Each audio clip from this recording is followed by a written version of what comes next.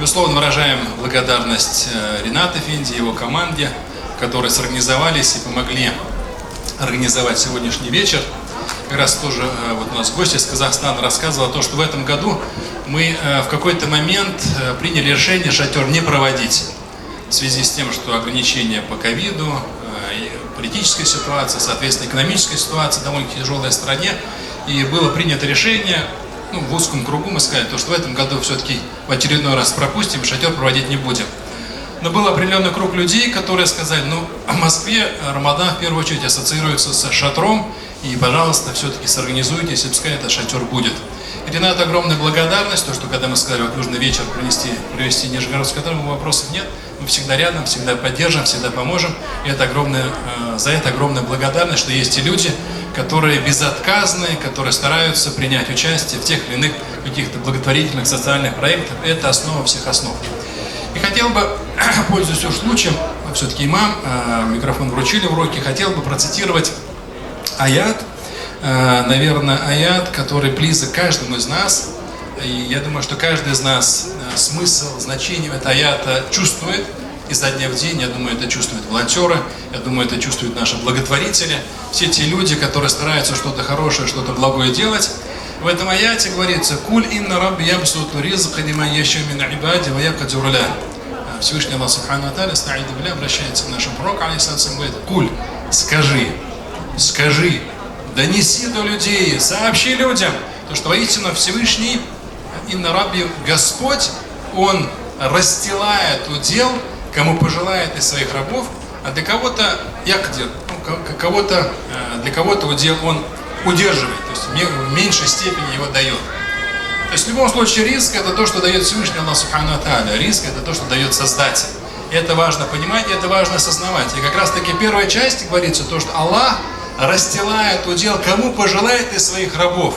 Очень важно быть рабами Божьими, теми людьми, которые осознают свою немощность, свою слабость пред Всевышним Создателем. И на основе этой немощности, на основе осознания, понимания того, что мы слабы пред Ним, Аллах расстилает этот удел. Но в то же время, но кому-то этот удел Он удерживает. Аят продолжается. «Вама ахляфту мин шейин фаху юхлифу, вама анфакту мин шейин фаху юхлифу». Или «Вама тунфику мин шейин».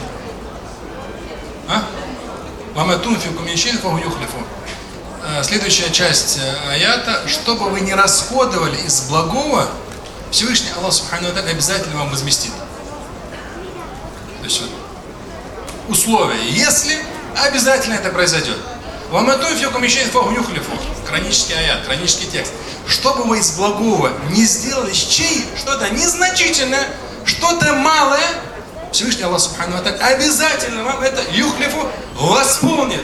Кратно вам за это воздаст.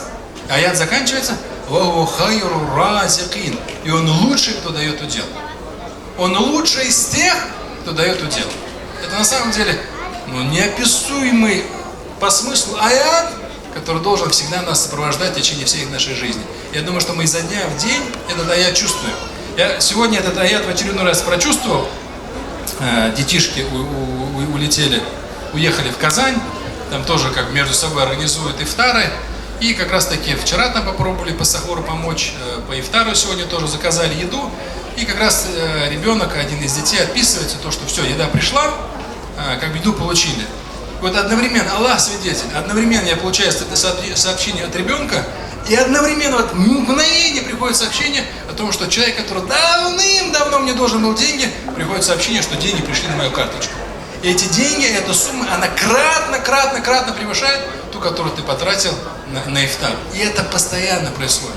Это реально постоянно происходит, потому будьте щедрыми, не бойтесь уметь делать что-то хорошее, что-то благое. Ведь Всевышний Аллах Субхану ва Тааля, Он кратно воздает, кратно воздает. Иншаллах, как в этой жизни, и самое главное, надеемся, то, что Он воздаст нам в вечности.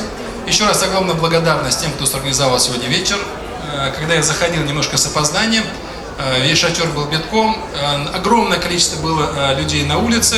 Серик меня встретил, он сказал то, что на сегодняшний день за все эти дни самое большее количество людей, несмотря на то, что у нас прошел Катар, прошел вечер Кыргызстана, видимо, либо нижегородских татар много в Москве, либо пользуется популярностью. На сегодняшний день больше всего людей на этот день пришло, как внутри, так и снаружи. Пускай Аллах воздаст всем вам благо. Аминь.